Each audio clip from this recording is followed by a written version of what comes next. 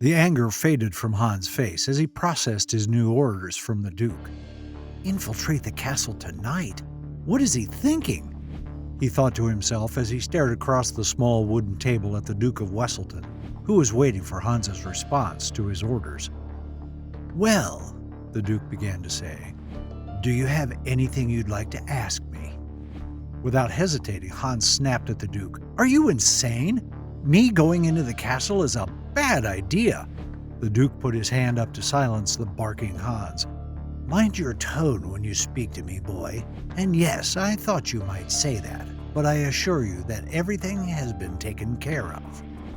"Everything?" Hans asked. "What is everything? You can't just throw me into the belly of the beast without any warning. I mean, I'm a wanted criminal and particularly hated in this city.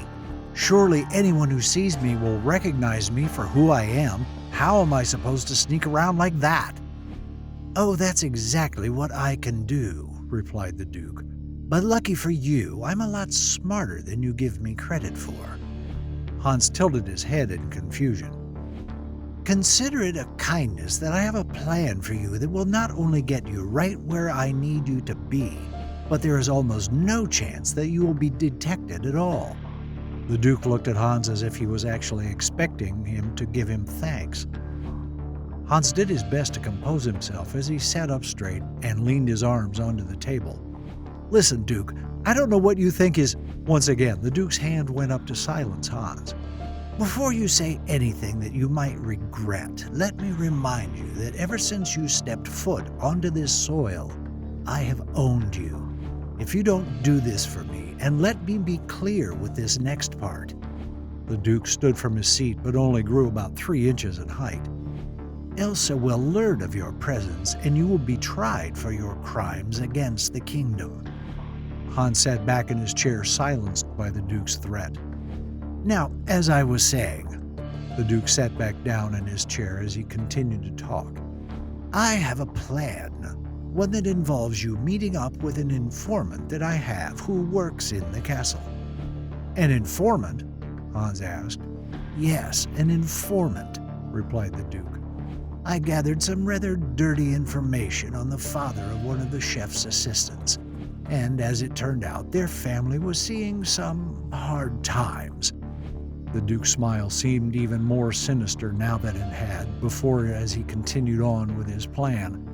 "So naturally I persuaded the boy to keep his ear out and report only to me with anything that he has heard that might interest me, in exchange for my silence and a hefty bit of coin depending on what he could find for me. And it just so happens that not only is there something in the castle that I want, but my little spy has told me how to get it."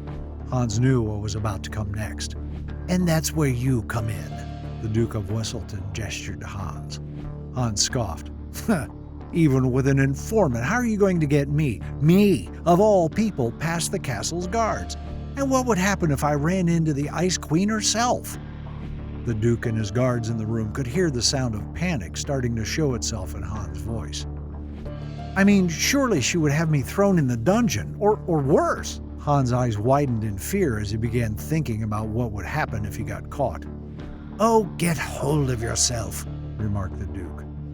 Silence fell over the shack as Hans took a second to regain his composure, and after a few deep breaths, the conversation with the Duke and he continued.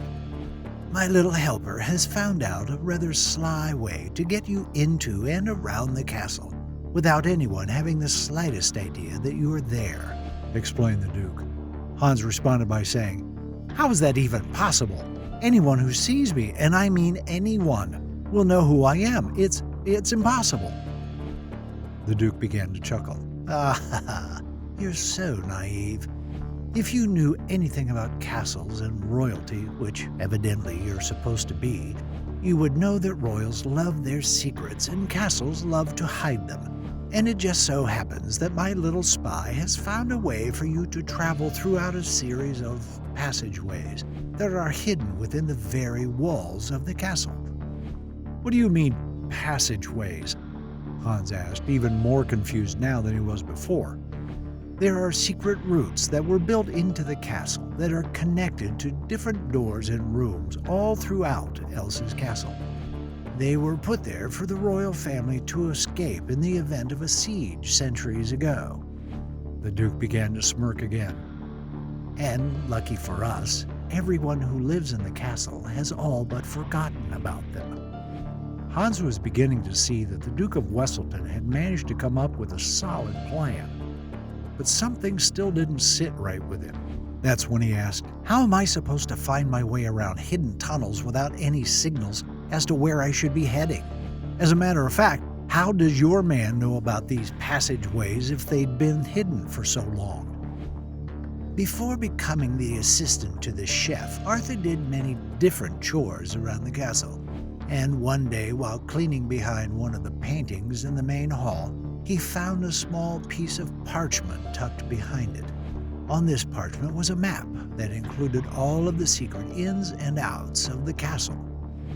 The Duke stood up once again. "You see, Hans, this can't fail.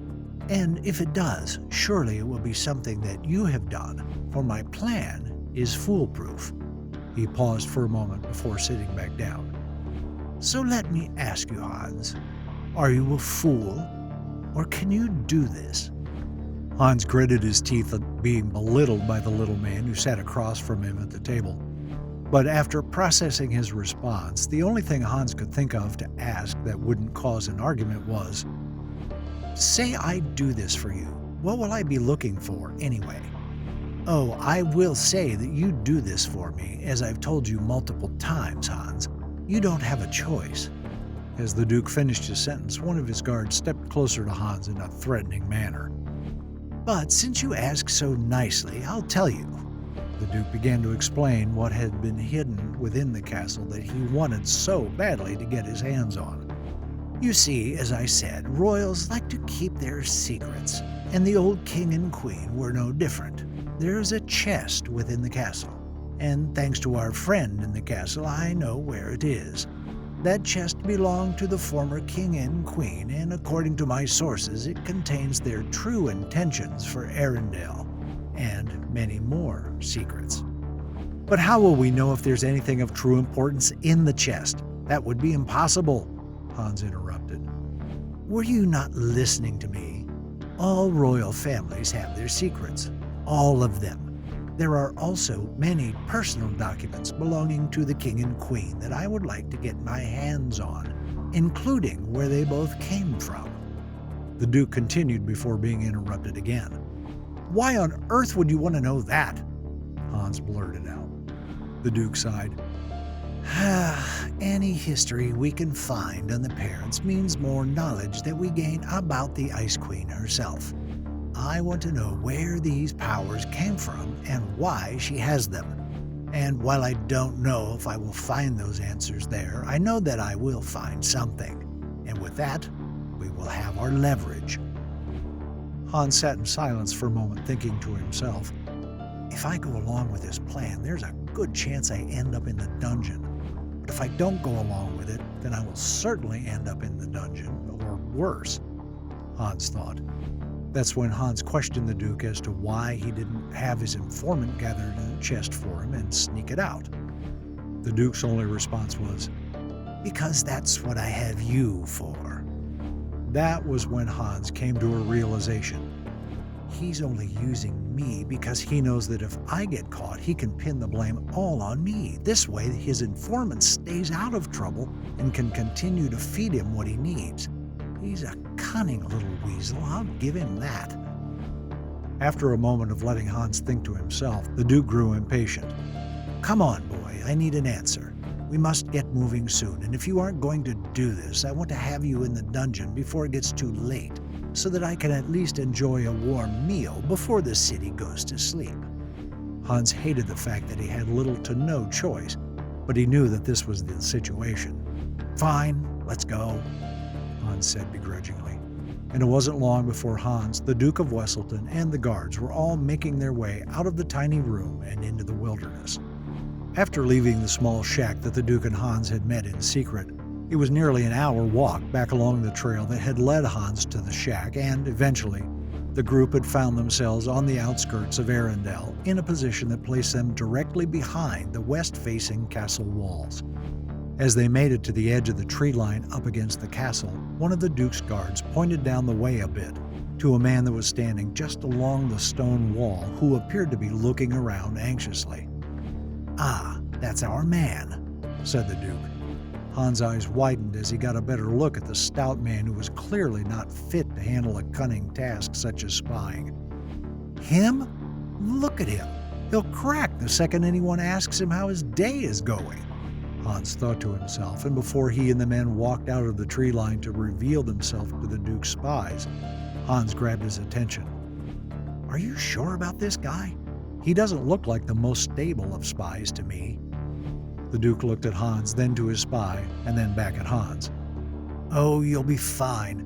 Don't worry, you're in very capable hands." The Duke of Wesselton couldn't help but smile to himself as he turned away from Hans and back toward the castle. "Now, let's go get you acquainted." As the group got closer to the Duke's spy, it was easier to make out the apron that he'd been wearing over his tattered clothing, in order for Hans to distinguish him from the other servants in the castle. His face lit up when he saw the Duke and his group approaching, and he began ushering them to get closer to him quickly. Hans scurried with the rest of them across the small grass opening between the forest and the castle, and met up with the assistant chef. Without wasting a second, the Duke introduced him to Hans. "Ah, Arthur, how are you? How's the father? Staying out of trouble, I hope?" Arthur, the assistant chef, forced an awkward laugh as he greeted the Duke, but before he could get a word in, the Duke continued his introductions. "This is Hans. He's the one I've told you to be ready for." Arthur looked at Hans. "It's a pleasure, sir," he said as he slightly bowed his head. "Enough of that now. Time is of the essence. Did you bring it?" the Duke asked as he looked around Arthur. "Of course, sir." Arthur nodded before pulling out a small pile of clothes along with an apron from a small bush he had been standing in front of. He reached out and handed them over to Hans. "Put these on." Hans was confused, but before he could ask what they were for, the Duke of Wesselton chimed in. "Go on, boy, you have to look the part now, don't you? Wouldn't want anyone seeing you in those clothes and assuming you aren't supposed to be there. They might start asking questions." Hans rolled his eyes before quickly stepping back into the forest to get change. The Duke and his guards chuckled to themselves as Hans came back out, now in his proper attire. "All right, Hans," the Duke was saying. "From here on out, you are on your own. Remember what I need you to get for me. If you do this right, we will have everything we need to take this kingdom for ourselves." Hans hardly said a word to the Duke before he and his guards retreated back into the forest. He turned toward Arthur, who had begun to slowly make his way down along the castle. He kept looking over his shoulder to make sure that Hans was following, and after walking a couple of yards, the two came to a small wooden door that looked as though it was supposed to have a lock on it, but it had been busted off. Arthur looked back at Hans. "You ready?" Hans took a deep breath as he continued to wonder what he had gotten himself into.